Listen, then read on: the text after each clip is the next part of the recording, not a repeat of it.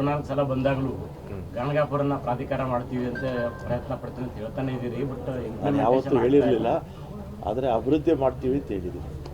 ಪ್ರಾಧಿಕಾರ ಮಾಡಬೇಕಾದ್ರೆ ಆದಾಯ ಜಾಸ್ತಿ ಇರಬೇಕು, ಖರ್ಚಿಗೆ ತಕ್ಕನಾಗ ಆದಾಯ ಇರಬೇಕು. ಇಲ್ಲಿ ಆದರೆ ಅಭಿವೃದ್ಧಿ ಮಾಡೋದಕ್ಕೆ ಆದಾಯ ಪ್ರಾಪರ್ ಆಗಿ ದತ್ತನ ಸನ್ನಿಧಿಗೆ ಹೋಗಕ್ಕೆ ಏನು ವ್ಯವಸ್ಥೆ ಮಾಡಬೇಕು ಅದು ಕೂಡ ಆಗ್ತಾ ಇಲ್ಲ. ಸಾಕಷ್ಟು ವೆಬ್ಸೈಟ್ಗಳು, ನಕಲಿ ವೆಬ್ಸೈಟ್ಗಳಿದ್ದಾವೆ. ಆದಾಯ ಸಾಕಷ್ಟು ಸೋರಿಕೆ ಆಗ್ತಾ ಇದೆ. ಆ ಸರ್ಕಾರ ಆ ದಿಕ್ಕಿನಲ್ಲೂ ಕೂಡ ಕ್ರಮ ಕೈಗೊಳ್ಳಬೇಕಾದ ಅವಶ್ಯಕತೆ ಇದೆ.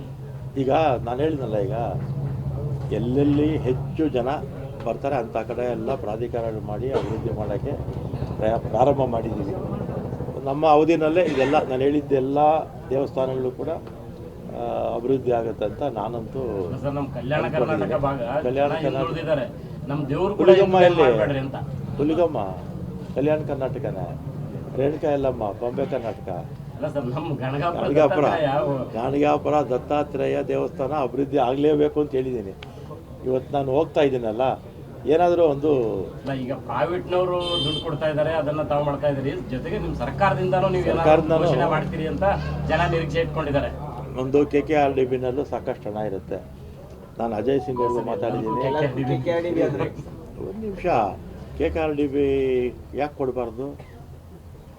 ಅಲ್ಲಿ ಸಾರ್ವಜನಿಕರೇ ಅಲ್ವಾ ಹೋಗೋದು, ರಸ್ತೆ ಅದೆಲ್ಲ ಮಾಡ್ಬೋದಲ್ಲ. KKRDB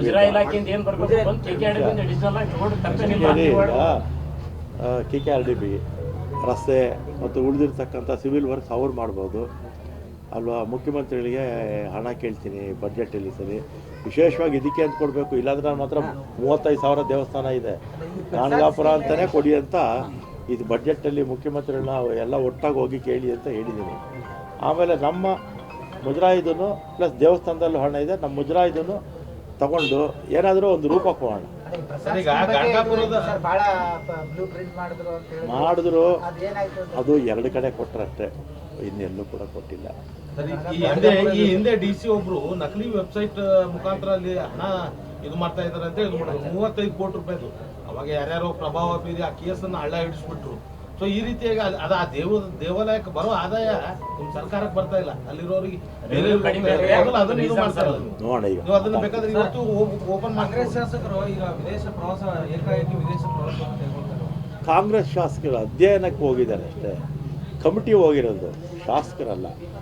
ಆ ಸಮಿತಿನಲ್ಲಿರ್ತಕ್ಕಂಥವರು ಸದಸ್ಯರು, ಶಾಸಕರು, ಅವರು ಅಧ್ಯಯನ ಪ್ರವಾಸ ಅಷ್ಟೇ. ಇಲ್ಲ, ಶಾಸಕರಲ್ಲ, ಅಧ್ಯಯನ. ಈಗ ಪಾರ್ಲಿಮೆಂಟ್ ಸದಸ್ಯರು ಅವರು ಕೂಡ ಅಧ್ಯಯನಕ್ಕೆ ಎಲ್ಲ ನಮ್ಮ ದೇಶದಲ್ಲೂ ಹೋಗ್ತಾರೆ, ವಿದೇಶಗಳಿಗೂ ಹೋಗ್ತಾರೆ, ತಪ್ಪೇನಿಲ್ಲ ಅದರಲ್ಲಿ.